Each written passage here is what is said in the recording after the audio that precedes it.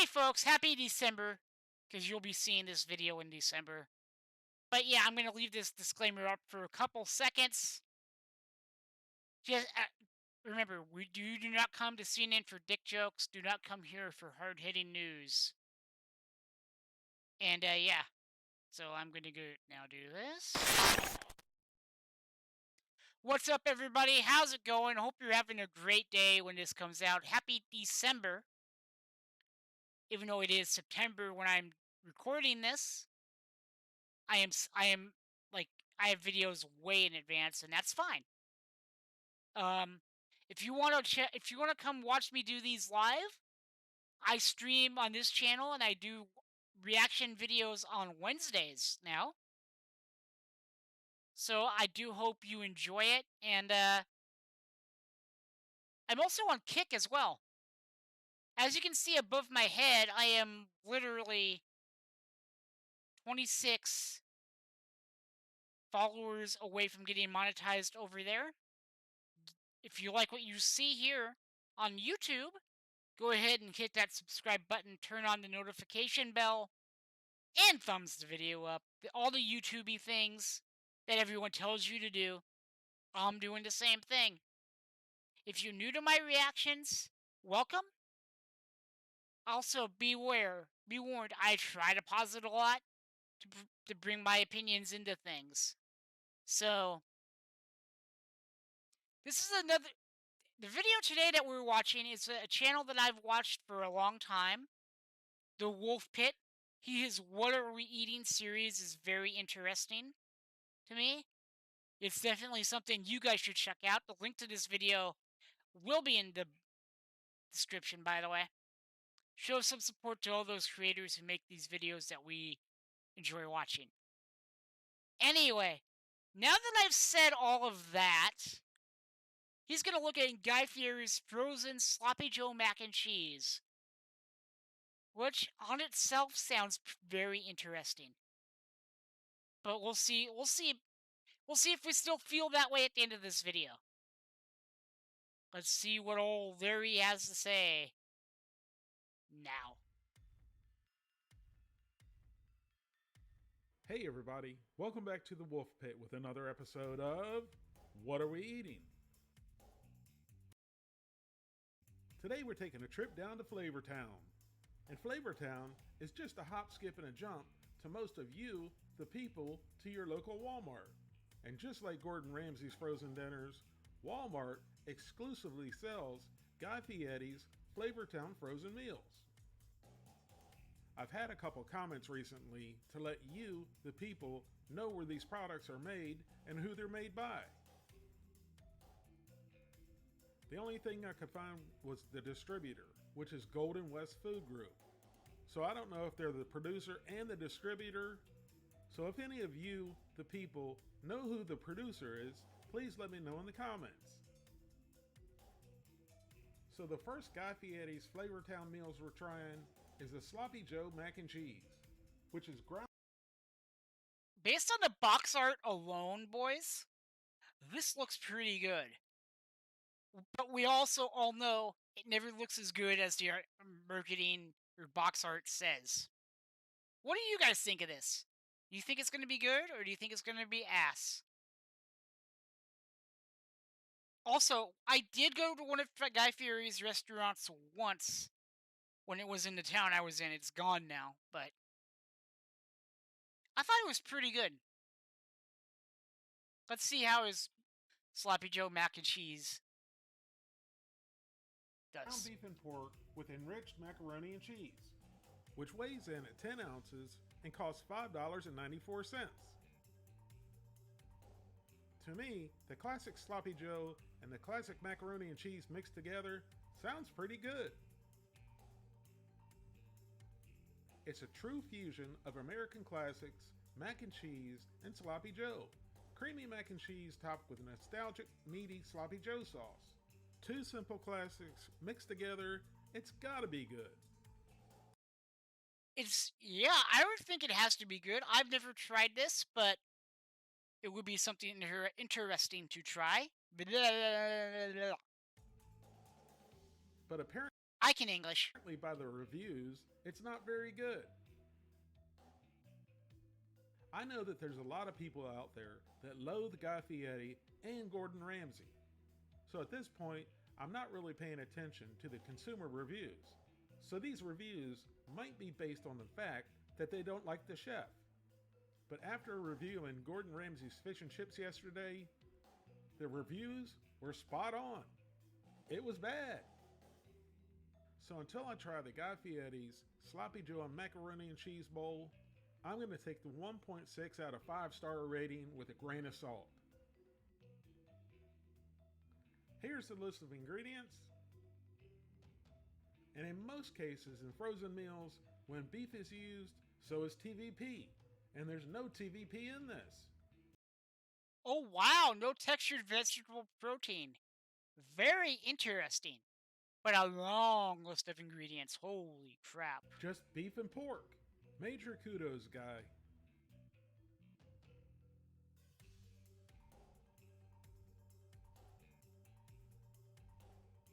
The serving size is the whole 10-ounce bowl, as it should be, unlike Gordon Ramsay's fish and chips that weighed 10 ounces as well, that was broken down into 2 servings.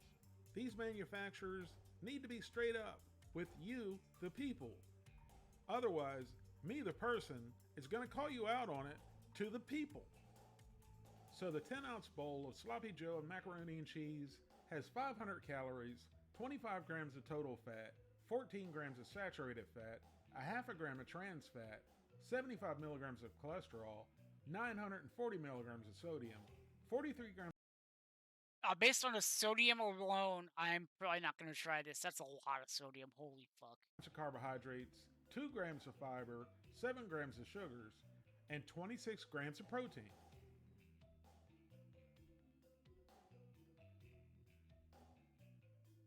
So here's how to heat the Sloppy Joe macaroni and cheese meal in the microwave, which is the only way you can heat it up.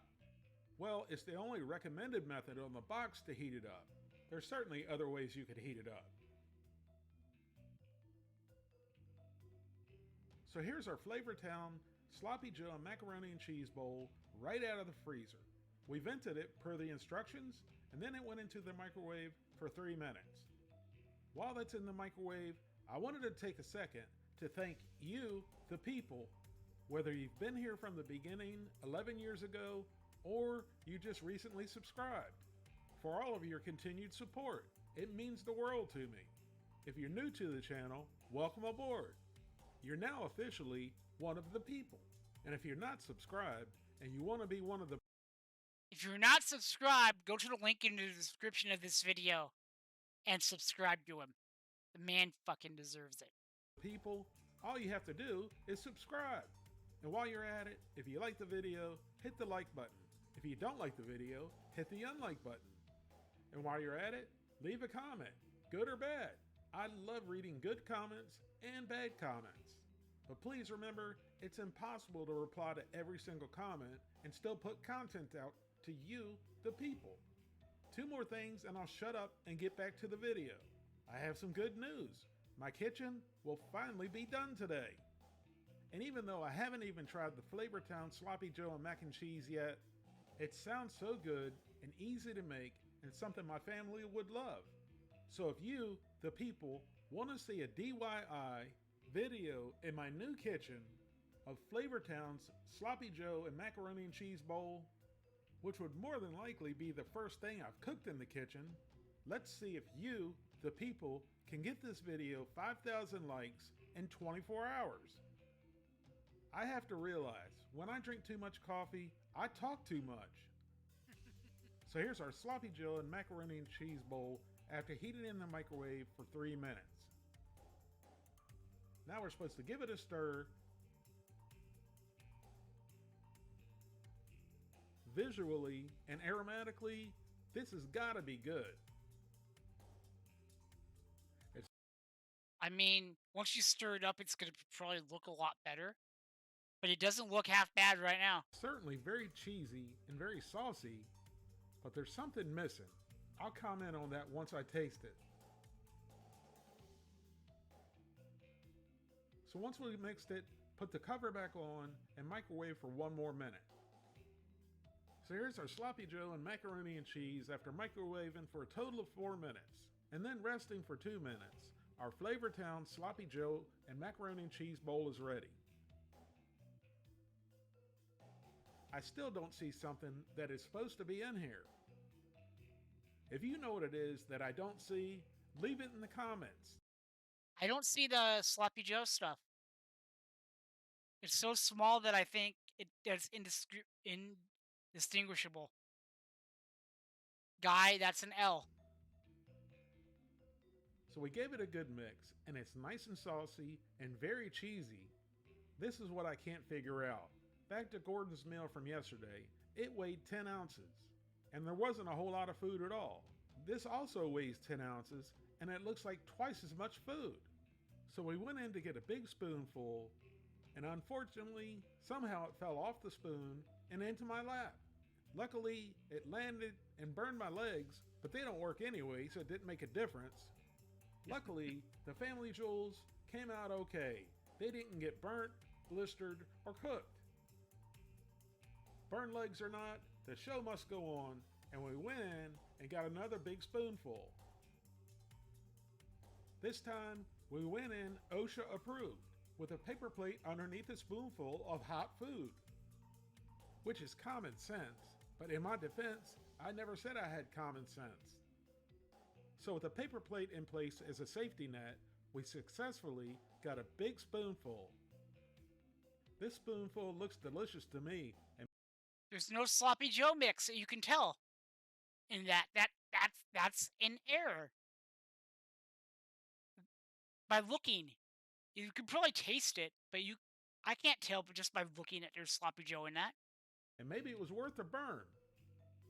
But I still do not spy with my eye with something I should spy.